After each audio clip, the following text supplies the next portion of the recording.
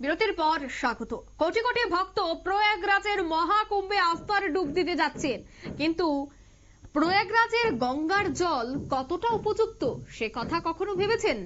বর্তমানে এত পরিমাণে সেখানে ভক্তদের ভিড় যে সেখানে জল, স্নানের জল বর্তমানে উপযুক্ত নয়, দূষণ ছড়াচ্ছে প্রতিনিয়ত। কেন্দ্রের রিপোর্টেই কিন্তু এবার হইচই শুরু হয়ে গেছে।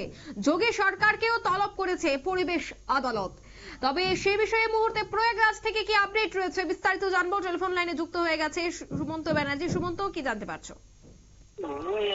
দেখো, তুমি যেটা বলছিলে অঙ্কিতা, অত্যন্ত চাঞ্চল্যকর সেই রিপোর্ট বলছে যে এই যে এত মানুষ স্নান করেছেন এবং যোগী সরকার যে বারবার দেখিয়েছে যে সমস্ত ফুল মালা সেগুলো ওই গঙ্গার জলে পড়েছে সেগুলোকে তারা একেবারে আধুনিক প্রযুক্তির মাধ্যমে সেগুলোকে সরিয়ে দিয়েছে প্রতি মুহূর্ত এবং সেগুলোকে ব্যাপকভাবে তুলে ধরা হয়েছে মানুষের সামনে। কিন্তু সেই যে জল, সেই গঙ্গার জল বা যে স্নানের উপযুক্ত নয় সেটা কিন্তু কেন্দ্রের একটি রিপোর্টেই কিন্তু প্রকাশ পেয়েছে। এই কেন্দ্রীয় রিপোর্ট সামনে আসার পর কিন্তু অস্বস্তি বেড়েছে যোগী সরকারের। এবং তোমাকে জানিয়ে রাখবো যে আগামী কালের মধ্যে এই যোগী সরকারকে তলব করা বা করেছে পরিবেশ আদালত এবং তারা বলেছে যে ভার্চুয়ালি অ্যাটেন্ড করে পুরো বিষয়টা এক্সপ্লেন করতে হবে, অর্থাৎ পুরো বিষয়ের ব্যাখ্যা তাদের দিতে হবে। এবং কেন্দ্রীয় দূষণ নিয়ন্ত্রণ পর্ষদের ওই যে রিপোর্ট, তার রিপোর্ট বা তুলে ধরা বলা হয়েছে জানুয়ারির 12 এবং 13 তারিখে নদীর জল পরীক্ষা করা হয়েছিল। তাহলে দেখা গিয়েছে বায়োকেমিক্যাল অক্সিজেন ডিমান্ডের নিরিখে ওই জল স্নানের জন্য উপযুক্ত নয়। বিভিন্ন সময় নদীর জল পরীক্ষা করে দেখা গিয়েছে যে ফিকাল কলিফর্ম ব্যাকটেরিয়ার মাত্রার দিক থেকেও তা স্নানের উপযুক্ত নয়। এবং রিপোর্টে আশঙ্কা করা হয়েছে যে কুম্ভ মেলার সময় বিশেষ করে শাহী স্নানের দিনগুলিতে পুণ্যার্থীদের ভিড়ের কারণে জলে ব্যাকটেরিয়ার পরিমাণ আরো বৃদ্ধি পেতে পারে এবং নিকাশি বর্জ্যের থেকে যে জল দূষিত হচ্ছে না তা বোঝা যায় জলে ফিকাল কলিফর্ম ব্যাকটেরিয়ার উপস্থিতি থেকে। কেন্দ্রীয় দূষণ নিয়ন্ত্রণ পর্ষদ নির্ধারিত অনুমিত সীমা হচ্ছে প্রতি 100 মিলিমিটার জলে সর্বাধিক 2500 মানে 2500 ফিকাল কলিফর্ম ব্যাকটেরিয়া থাকলে তা খুব বেশি ক্ষতিকর নয়।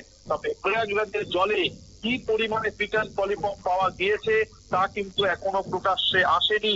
জাতীয় যে পরিবেশ যে আদালত, তার আদালতের বিচারপতি প্রকাশ শ্রীবাস্তবের নেতৃত্বাধীন এজলাস ওই রিপোর্ট খতিয়ে লিখে উত্তরপ্রদেশ দূষণ নিয়ন্ত্রণ পর্ষদের ব্যাখ্যা জানতে চেয়েছে।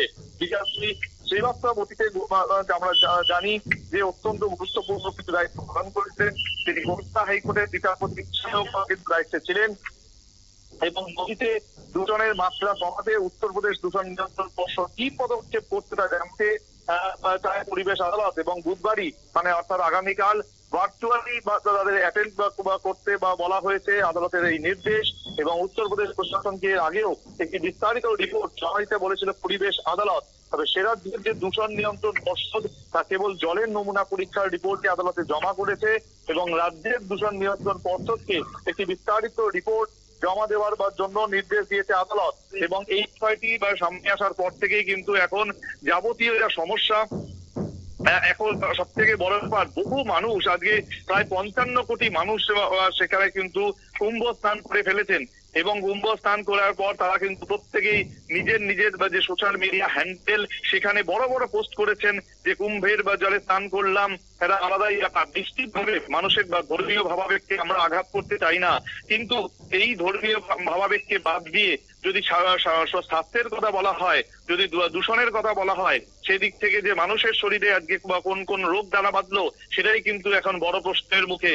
কারণ যে নোংরা দূষণের কথা বলা হয়েছে ওই জলে, সেই দূষণ যদি সত্যি ব্যাপক মাত্রায় হয়ে থাকে তাহলে এবার কিন্তু সাধারণ মানুষের জীবনও যে একটা আরো একবার সংকটে পড়বে তার বলার অপেক্ষা রাখে না। কারণ তাহলে কিন্তু সেক্ষেত্রে এই যোগী সরকারকে কিন্তু দায়িত্ব নিতে হবে এই সমস্ত পুণ্যার্থীর যারা কিন্তু দীর্ঘদিন ধরে মানে এত কষ্ট করে মহাকুম্ভে পৌঁছেছেন সেই গঙ্গার জলে স্নান করেছেন এবং তাদের সমস্ত চিকিৎসার ভার কিন্তু তাদেরকে যোগী সরকারকে দায়িত্ব নিয়ে নিতে হবে, কারণ তারাই কিন্তু বড় বড় কথা বলেছেন।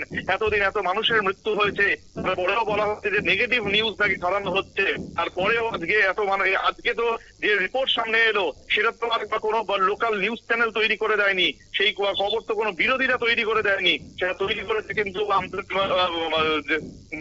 সামনে এসে সেটা কেন্দ্রের রিপোর্ট, এবং সেই ভিত্তিতেই বা কিন্তু এখন যোগী সরকারকে জবাব দিতে হবে যে কেন এতখানি জল দূষিত ছিল এবং তার প্রেক্ষিতে কি পদক্ষেপ গ্রহণ করা হয়েছে।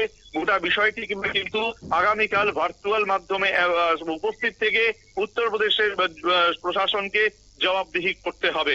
অঙ্কিতা, ধন্যবাদ সুমন্ত।